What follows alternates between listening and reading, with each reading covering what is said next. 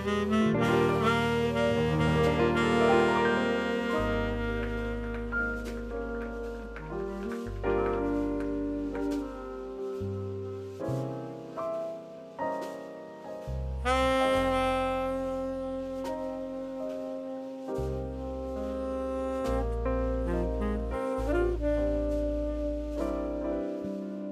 right, Jevon, good to see you, man. Good to see you, John. Thanks for playing. I just want to say always, like, thanks for bringing your energy through your drums to Con Alma. Thank you for your support of Con Alma and bringing your talent. You know, you're such a magnetic drummer. You know, you have such a vibe around you when you play. And I know that as not only a guitar player, but just out in the audience, it's always exciting. You always raise the energy, you know. So I just want to talk a little bit about, you know, how you came into being in the Pittsburgh jazz scene and, you know, stuff all around that. So I guess that's my first question for you, which is like, you know, where are you from and how did you get involved in the Pittsburgh scene here? I am a homegrown boy, homegrown man, we'll call it a man. And I grew up here in Pittsburgh, listening to a lot of non-jazz music. Yeah, sure. And then one day someone hands me a jazz CD, and I was like, ooh, this is really good. And it was a Roy Haynes CD. No way. Yeah, and we did that Roy Haynes tribute a couple weeks ago. Yeah, that was killing. You know, that was perfect. Super honored to be a part of that. But that's perfect. My first jazz CD was a Roy Haynes CD, and I didn't understand it. And then I listened to it over and over again, and I fell in love with it. Wow. And that's amazing. Yeah, man, studying with Roger Humphreys, the great Roger Humphreys at Kappa High School here in Pittsburgh. Oh, so you went through Kappa? Yeah, I didn't realize that. You know, I graduated from Westinghouse, but I did go to Kappa. Well, hey, you know, that's also another legendary school of jazz musicians in Pittsburgh. Wow. Gardner and Strayhorn, right? Yeah, I mean, it's a whole thing over there at Westinghouse. Okay. But I love Pittsburgh. It's a great place to be. The music scene is really heavy, and you know, I'm trying to make sure that we get the recognition here in this city that we deserve. Yeah, definitely, man. Yeah, man. And who were some of the musicians you kind of came up with, like at Kappa, kind of, you know, just playing music with? Yeah, and there's a very popular bassist right now, Justin Raines. He's out with like Neo. Grew up playing a lot with Tony DePaulis. Killing bass player out of New York right now. Okay. Grew up listening to a lot of James Johnson. Yeah, totally, man. Totally, a lot of Throckmorton, and that's cool. Playing with a lot of people in Pittsburgh, like Jimmy Ponder.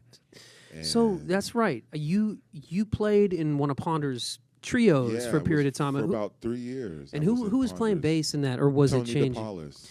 So it was you and Tony with Jimmy. And then if he had a piano player, it would be Howie, who we're going to see tonight. Yep. And so what was that experience like? Because Jimmy Ponder is a Pittsburgh hero of jazz music that is little known on the bigger scale. But we all know here, like, the heavy depth of Ponder. We know the stories of Benson coming into town and, you know, with Ponder around, that whole trip. So what was it like to play with Jimmy Ponder?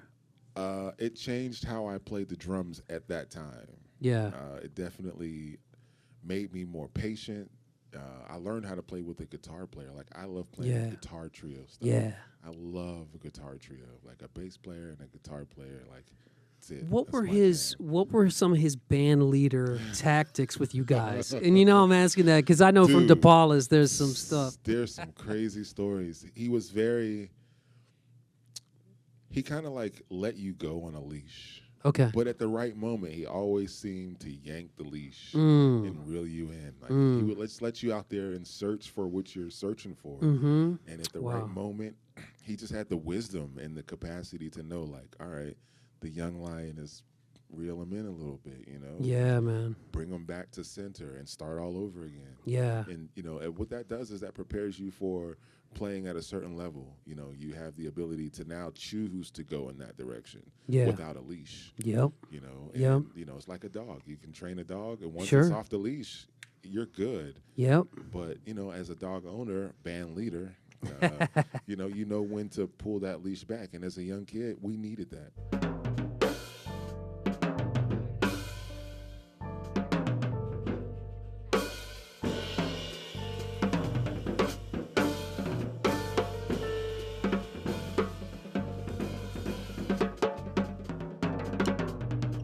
everyone that comes through here was like kind of raised by the elders and taught by the elders, and we have that. That's very different for us than a lot of other cities. For whatever reason, we have that here. We have that strong line from the past, and so wow, that's incredible. That's a real like strong Pittsburgh anchor. And now from there, you've done so much stuff, I know, but in recent years, you've also been developing and have developed a larger footprint in the Baltimore area. Yeah, man, love the Baltimore scene. Tell us about Baltimore, and I know you're working even with a saxophone player tonight. Yeah, Shaquim is from Baltimore. Yep. And actually, he's from Durham. He's from Durham, and he now resides in Baltimore. So you're trying to build this bridge because Baltimore is also such a soulful city with a serious jazz history too. Music out of Baltimore, okay, especially from the drum chair. You got like Dennis Chambers. Oh wow, he was born and raised in Baltimore. I didn't realize that. Yeah, man, like lives still in Baltimore. Really? Yeah, I didn't know that. Still, I was at his house in December. Oh, no kidding. Yeah, what a treat. So what brought you in? Don't tell James. I won't tell him. Don't tell James. What pulled you to Baltimore? Life. Life. I had a kid, man, and that was like the driving force of all my decision making. Okay, because I know Sean Jones was down there. Is there. You got like okay. Brandon Woody is there now. Yep. Peabody is there, so Peabody Conservatory is attracting a lot of musicians. When Sean's running the program, when he's in charge, it's a magnetic thing that he has. Yeah, kudos to him, man. We know it. Yeah, man. He has that thing, that intangible thing that he really draws does, people. Man. Yeah, and it's on a high level, But Warren Wolf is in Oh, Baltimore. Warren's there too. Yeah. Warren is there. Okay. Incredible. Eric Kennedy. Okay. Amazing drummer. Yeah. He's there. So, the scene is established. Good, so I just want to make sure that cats from Baltimore can come to Pittsburgh and cats from Pittsburgh can go to Baltimore. That's right. Yep. Because and for people that aren't, from Pittsburgh or know the geography, Baltimore is only like a 4-hour drive. Yeah. I for example, in 3 the other day. So did don't you? tell anybody, man. That was. Well, in Philly, for everybody, Philly is like, we're talking 5-6 hours. Correct. So Baltimore's closer.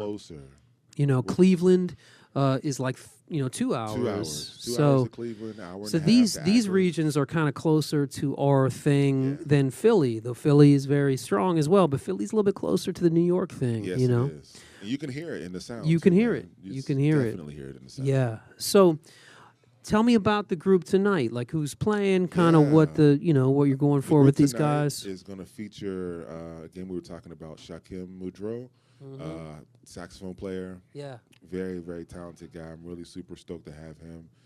Piano, we have Howie Alexander. Oh yeah, and we have Denzel. Oh yeah, Denzel playing bass, man. So it's my first time playing with Denzel in a long time. So I'm really looking forward to it. Well, that's the beauty of this music, right? You just man. Connect on a wave, connect on a vibe. It's the language. It's the language we speak. It's the language we speak, and it's why it's living music. Yeah, it's how real. fortunate are we to be able to speak that language? Man, so fortunate. So fortunate. And so where are you at now? Like, what are you listening to? What are you thinking about? What are you moving into? What are you practicing? I'm working on a record. I am working on a record. It'll probably hopefully come out this fall called Short Stories. Okay. And it's going to feature a whole lot of people who I can't say yet. And I'm also working on another project called An Evening with the Musical Compositions of Mr. Rogers' Neighborhood. Wow, so, that's awesome, man. Revisiting that. I did that in 2017 here in Pittsburgh and sold that out. So that did was you? really good. Yeah, man. Had Joe Negri.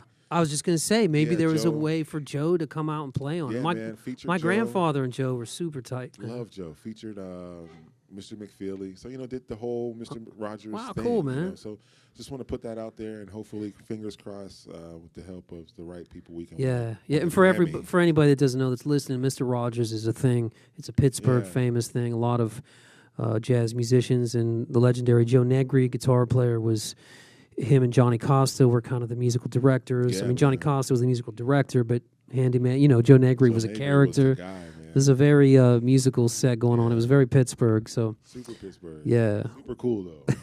Check it out if you haven't seen it or had the ability. Yeah. Well, awesome, man. Thank you so much for playing tonight, I'm excited, man. Looking forward to it. Yeah, it's great to have you. brought your guitar, right? Yeah, I did. We'll see what happens. Okay, we'll see what happens.